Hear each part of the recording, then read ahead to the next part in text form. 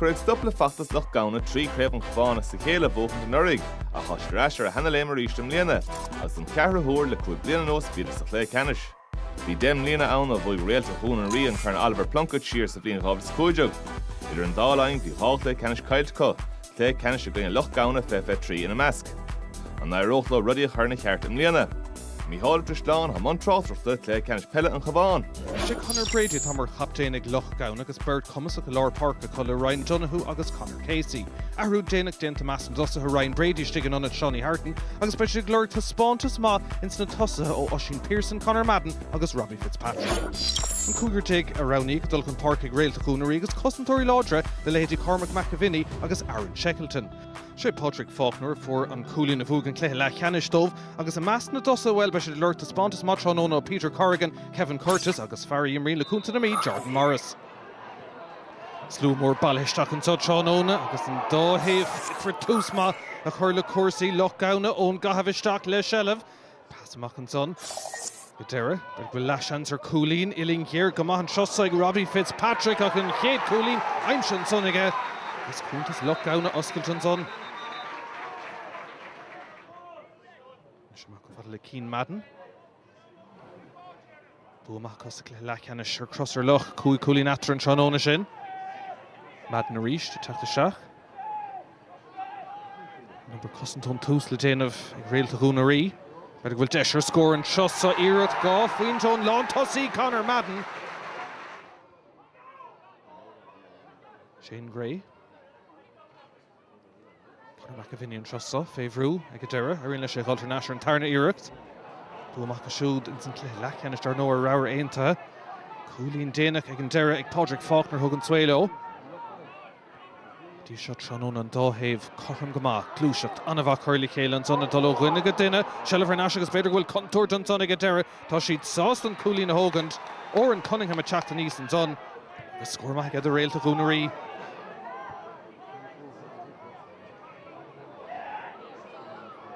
Check an tosa an son Tiernan Madden. Brú agus tarnta inmh an son ag Cunningham ag deire. Réitear ag scuileann van táiste agus Shellah fós an son ag Loch Gamhna agus misnach ag deire Keen Madden. Sár cúlín an son aige. Tionar chuig a siúd ar cuasaí an kick amach boot an son aige.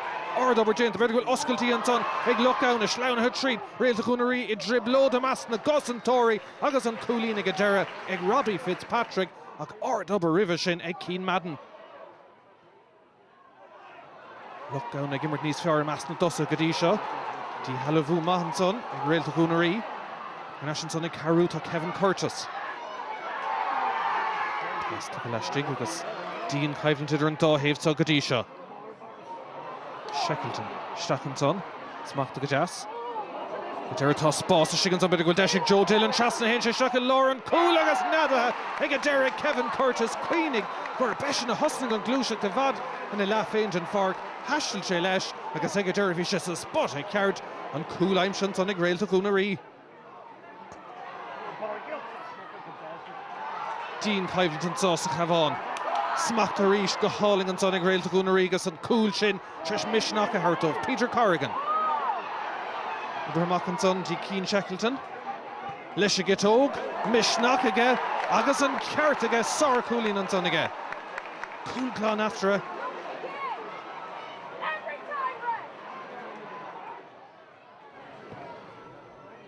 Amach an trosaigh Tom Martin. Smacht go háling a ríist an son agus Réalta Dhún teach go mór teach sa cléthe. An craobh bút ag deirnach an sa Chabháin. Gohfuil agus a cúdíag.